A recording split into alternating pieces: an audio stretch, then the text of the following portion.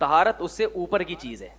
انگریزوں میں نیٹ اور کلین کا لفظ تو ہے, طہارت کا لفظ نہیں ہے. یہی وجہ ہے کہ گوروں میں بہت سے نیٹ کلین تو ہوتے ہیں, طاہر طہارت والے نہیں. مثلاً آپ بہت صاف ستھرے کپڑے پہن کے پرفیوم لگا کے گھر سے باہر نکلے, مگر استنجا کرنے کے بعد آپ نے دھویا نہیں ہے, تو آپ نیٹ کلین تو کہلائیں گے, مگر پاک, طہارت کا اردو میں ترجمہ بنتا ہے پاک, مگر آپ پاک نہیں کہلائیں گے. بیماریاں میل کچیل سے نہیں پھیلتی, بدبو میل کچیل سے, مٹی میں بدبو نہیں رکھی اللہ نے. بیماریاں اور گندگی, جو میں بچپن میں غیر مسلموں کے گھر میں جب بھی جاتا تھا, بڑے نیٹ کلین ہوتے تھے مگر پھر بھی ایک عجیب سی بدبو آتی تھی. میں سب غیر مسلموں پر یہ الزام نہیں لگا رہا, لیکن میرا جو اپنا مشاہدہ ہے, بچپن میں ہمارے اس کلاس فیلو ہوتے تھے, کبھی ان کے گھر چلے گئے, کوئی کرسچن ہے کوئی ہندو ہے, عجیب سی بو آتی تھی گھر سے, حالانکہ سب کچھ صاف ستھرا ہے. میں بڑا پریشان ہوتا تھا کہ ان کے میں بے سے بو کیوں آتی ہے. تو اب مجھے سمجھ میں آیا ان کے ہاں صفائی ہے, طہارت نہیں ہے. جب استنجا کرنے کے بعد آپ دھوئیں گے نہیں, کئی دنوں کا وہ ایک جمع ہو جائے گا. عورتیں حیض سے پاک ہونا اور اس میں طہارت کا خیال کرنا کہ کپڑے پر ناپاکی لگ گئی تو نماز نہیں ہوگی, پھر غسل کرنا, یہ جب چیزیں ہوں گی نہیں تو گندگی تو پھیلے گی نا پھر. تو اسی طرح کسی نے ہم بستری کی, اس کے بعد وہ اچھے سے صاف ستھرے کپڑے پہن کے پرفیوم لگا کے آفس چلا گیا, نیٹ کلین تو ہے مگر شریعت کی نظر میں وہ پاک, بولتے کیوں نہیں بھائی, نہیں ہے, غسل کرنا پڑے گا اس کو, جبکہ غیر مسلم اس موقع پر غسل نہیں کرتے. باقی میں زیادہ ڈیٹیل میں نہیں جاؤں گا ٹھیک ہے نا.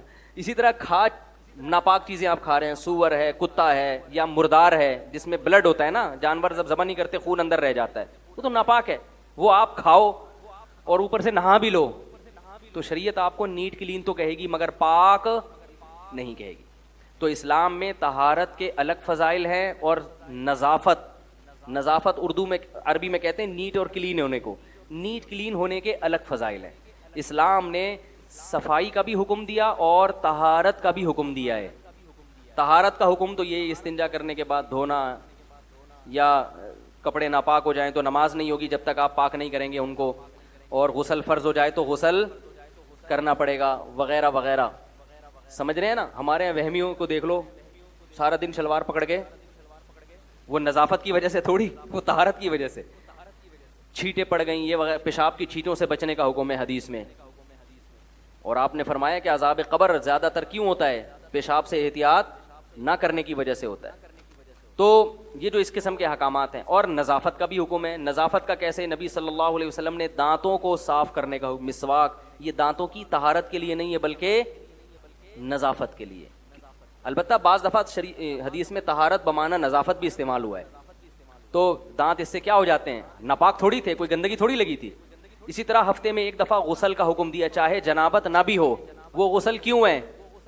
نظافت کے لیے, کلین ہونے کے لیے, وہ طہارت کے لیے نہیں ہے. وہ ایسا ہی ہے نا بھائی, آپ پہ غسل بھی فرض نہیں ہے, جنابت کی حالت میں بھی نہیں ہو, پھر بھی اسلام کیا کہہ رہا ہے, آپ جمعے کے دن کیا کرو گے, غسل کرو گے, تاکہ صاف ستھرے ہو جاؤ, پسینہ دور ہو جائے, پسینے کی بدبو دور ہو جائے. پسینہ ناپاک نہیں ہوتا, مگر آپ نے جمعے کو حکم دیا نہانے کا, کیونکہ مجمع میں جا رہے ہیں, اس میں پسینے کی بدبو سے دوسرے کو, بولو بھائی, تکلیف ہوگی. تو پسینہ کا تعلق طہارت سے نہیں ہے, نظافت سے. ابو داؤد کی حدیث ہے, آپ صلی اللہ علیہ وسلم نے غسل کے وقت غسل براجم کا حکم دیا.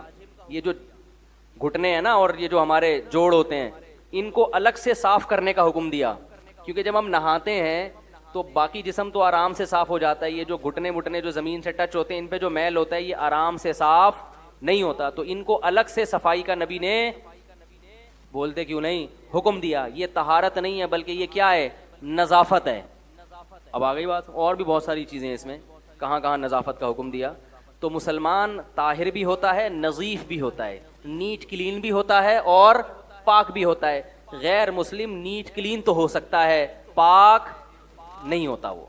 اور بعض غیر مسلم نہ نیٹ کلین ہوتے ہیں نہ پاک ہوتے ہیں, ٹھیک ہے, وہ پھر عجیب سے ہوتے ہیں. اور بعض مسلمان بھی نہ پاک ہوتے ہیں اور نہ نیٹ کلین ہوتے ہیں. تو ہر طرح کی فیسلٹی مارکیٹ میں. ہمارے ایک دوست تھے, اللہ معاف فرمائے, ان کے بارے میں پتہ چلا نہاتے نہیں ہیں. یہ ان کے بارے میں پتہ چلا کہ وہ نہاتے ہی نہیں. میں نے کہا یار ایسے بھی لوگ دنیا میں پائے جاتے ہیں. وہ مہینوں مہینوں میں ایک دفعہ جا کے نہاتے ہیں. ایک دفعہ یہاں اعتکاف میں بیٹھ گئے تھے 1 مہینے کے لیے ایک صاحب, 1 مہینے سے وہ نہائے نہیں.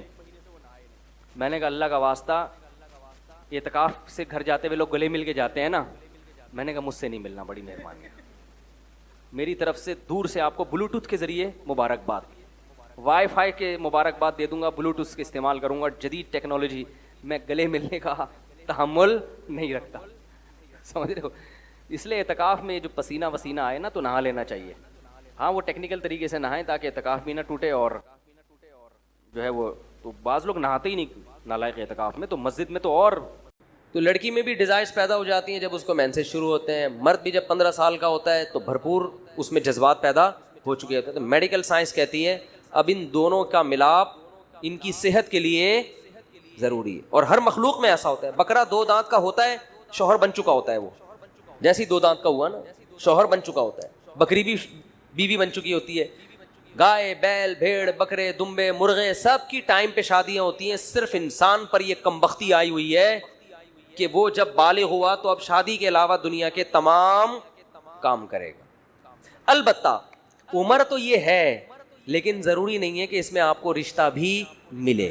وجہ اس کی یہ ہے کہ مرد کے کندھوں پہ اللہ نے نان نفقے کی ذمہ داریاں ڈالی ہیں, اور یہ آپ کے کندھوں پہ ڈالی ہیں. آپ کے ابا کے کندھوں پہ بھی آپ کی بیوی کو پالنا اللہ نے نہیں ڈالا. تو جب آپ کی جیب میں کچھ بھی نہیں ہوگا سوائے میری 4 شادیوں والی کتاب کے اور 4 شادیوں والے بیانات کے, تو کوئی آپ کو رشتہ نہیں دے گا, اور دینا بھی نہیں چاہیے. کیونکہ وہ کس بیس پہ دے گا؟ بولے گا تیرے پاس ہے کیا جو میری بیوی میری بچی کو کھلائے گا کہاں سے, گیس بجلی کا بل کہاں سے دے گا تو. تو ایسے موقع پر اگر آپ کے ابا اتنے لینڈ لارڈ ہیں, وہ کہیں میں کر رہا ہوں تو ٹھیک ہے, لیکن ان پر لازم نہیں ہے. کر دیں تو بہت اچھی بات ہے, نہیں کرتے تو پھر آپ کو جاب تلاش کرنی پڑے گی. جب آپ جاب تلاش کریں گے تو جاب ملے گی نہیں جب تک آپ کچھ پڑھ لکھ کے کچھ بن نہیں جائیں گے, کچھ بزنس نہیں کر لیں گے. تو اس بیس پر آپ نکاح میں تاخیر کرتے ہیں کہ معاشی لحاظ سے آپ مضبوط نہیں ہوتے. شریعت تو کہہ رہی ہے کر لو, لیکن شریعت یہ بھی بتا رہی ہے رشتہ مل رہا ہے تو کر لو, نہیں مل رہا تو کیا کرو؟ صبر کرو. اور اس عمر میں اکثر رشتہ ملتا نہیں ہے, اور نہ ملنے کی بھی ایک ریزن ہوتی ہے. تو نہیں مل رہا تو ایک الگ بات ہے, سمجھتے ہو. وہ تو 40 سال میں بھی نہیں ملے گا پھر بھی نہیں کرو گے, وہ تو جب ملے گا نا تو ملتا نہیں ہے. لوگ میرا بیان سن کے جاتے ہیں 4 شادیوں پہ, آج سے میں کر رہا ہوں, کہ رشتہ ہی نہیں دے رہا کوئی. تو میں کہتا ہوں بھائی رشتہ ملنا ایک الگ ٹاپک ہے. آپ ابھی تو لوگ کوشش ہی نہیں کر رہے نا. کوشش کرو, مل گیا تو کر لو, نہیں ملا تو صبر کرو. جیسے بھوک لگ رہی ہے, آپ جاؤ گے ہوٹل کھانا کھانے کے لیے نا, تو ہوٹل والے سے کہو گے بھائی 1 پلیٹ نہاری 1 پلیٹ بریانی, وہ کہے گا بھائی 100 روپے کی ہے, پیسے ہیں وغیرہ, نہیں پیسے ہیں, پتلی گلی سے نکل. آپ کہو گے مفتی صاحب سے میں نے سنا ہے کہ کھانا کھانے کا بہترین ٹائم وہ ہے جب بھوک لگ رہی ہو. وہ کہے گا پھر مفتی صاحب ہی سے جا کے کھا لے کھانا, وہی تیرے کو نہاری کھلا دیں گے, ہم نے یہ ہوٹل فری پھوکٹ کے لیے نہیں کھولا. تو خواتین جو آپ سے شادی کرتی ہیں وہ نان نفقے کی ذمہ داری آپ کے کندھوں پہ ڈالنے کے لیے کہ یہاں سے ہمیں فری میں کھانا پینا مل جائے گا, یہ بھی ایک وجہ ہوتی ہے. تو ان کو یہ حق حاصل ہے کہ وہ 15 سال کے آپ ہو گئے پھر بھی انکار کر دیں. تو آپ کا کام ہے آپ تلاش کرتے رہیں, ان کا کام ہے آپ انکار کرتے رہیں. مل جائے تو ٹھیک ہے, نہیں ملے تو قرآن کہہ رہا ہے, حدیث کہہ رہی ہے کہ روزے رکھ کے اپنی خواہش نفسانیہ کو کم کرو. سمجھتے ہو؟ تو آپ کہیں گے جب یہ کام ہو ہی نہیں سکتا پھر آپ جلدی نکاح کی ترغیب کیوں دیتے ہیں؟ بہت سو کا ہو سک رہا ہوتا ہے پھر بھی نہیں کر رہے ہوتے. وہ کہتے ہیں کوئی شادی کی عمر تھوڑی ہے, بہت سو کو مل رہا ہوتا ہے پھر بھی نہیں کر رہے ہوتے. تو ان بے وقوفوں کو بتایا جا رہا ہے کہ یار اگر تمہیں مل رہا ہے یا تمہارے ابا کر رہے ہیں اپنے خرچے پہ, تو پھر کیوں انکار کر رہے ہو؟ پھر تو کر لینا چاہیے. اب دوبارہ کسی نے شادی کا سوال کیا نا, اس کو یہاں کیمرے میں لا کے کروں گا, بولے یہ ہے اصل, یہ جو بار بار میں شادی کرتا ہوں ان کی وجہ سے کر رہا ہوں. میں تو چاہ رہا ہوں بس 2 سوال اور لے لیتا ہوں پھر چھٹی آپ لوگوں کی. یہ ہو گئے سارے, جو بہت ہی عام جنرل نوعیت کا سوال ہے نا. 14 اگست کی مناسبت سے برائے مہربانی وہ نظم سنا دیں, تمہیں تاریخ اسلامی کے رشتے جوڑنے ہوں گے. میری ایک نظم ابھی آنے والی ہے خاندانی قسم کی, اپلوڈ ہونے والی ہے انشاءاللہ 14 اگست کے حوالے پر. دوسری اس کے علاوہ ہر سال ایک نئی نظم انشاءاللہ اپلوڈ کریں گے. ترکی کے ساتھ جو معاہدہ ہوا 2023 میں ختم ہو رہا ہے, اس کے اہل اسلام کو بہت سارے فائدے حاصل ہوں گے. دعا کرو طیب اردگان اس وقت تک موجود رہے. مدرسے کے تعلیم کے دوران شادی کرنا کیسا, رشتہ مل جائے تو کر لو, نہیں ملے تو بیٹھ کے آرام سے باتیں کرتے رہو بیٹھ کے. بھائی طالب علمی کے درمیان بھی رشتہ مل جائے تو کر لو, اس سے فائدہ ہی ہوگا, نقصان نہیں ہوگا. لیکن ملتا نہیں ہے عام طور پہ, سمجھ رہے ہو. ہم بھی اتنی باتیں پھینک رہے ہیں, شادی ہم نے بھی پہلی 26 سال میں کی تھی کیونکہ جذبات ہی تھے, رشتہ کوئی لفٹ ہی نہیں کراتا تھا. یہ پوچھتا تھا کہاں سے کھلاؤ گے, کیا ہے, تو جیب میں ہاتھ ڈالتے تھے تو 500 روپے نکلتے تھے. پھر ہم کہتے یار اس میں اپنا پان گٹکا کر لو یا بیگم کا کر لو. تو ایسا ہوتا نہیں ہے. اور اگر کوئی خاتون ایسی مل جائے آپ کو, وہ کہے ٹھیک ہے 250 میں گزارا کروں گی, 250 خود کھاؤ, 250 مجھے کھلاؤ, میں گزارا کر لوں گی, تو میں فوراً کر لیتا. لیکن اس طرح کی خواتین مارکیٹ میں شارٹ ہے. اچھا بھائی مفتی صاحب میرے بھائی کا رشتہ ہے مگر ان کی فیملی بہاری ہے. والدہ ہماری فیملی کی وجہ سے صرف منع کر رہی ہیں. او بھائی بہاری بڑے خاندانی لوگ ہوتے ہیں, بڑے اچھی ان کا فیملی سسٹم بڑا مضبوط ہوتا ہے, اچھا رشتہ مل رہا ہے, بس باتوں میں سنا ہے تیز ہوتے ہیں, باتوں میں کیا ہوتے ہیں, بڑے تیز ہوتے ہیں. اب یہ نہیں ہو سکتا یہ تیز نہ ہو بات, اور اگر ہیں بھی تو ساری خوبیاں سب میں تھوڑی ہوتی ہیں بھائی. تو بہاری رشتہ مل رہا ہے فوراً سے پہلے کرو, فوراً سے پہلے. بچے بڑے باتونی پیدا ہوں گے, فصیح و بلیغ. اماں سے بولو قوم خاندان کی شرط ہٹا دیں, بس اچھی لڑکی کو تلاش کریں, کسی بھی قوم میں مل جائے.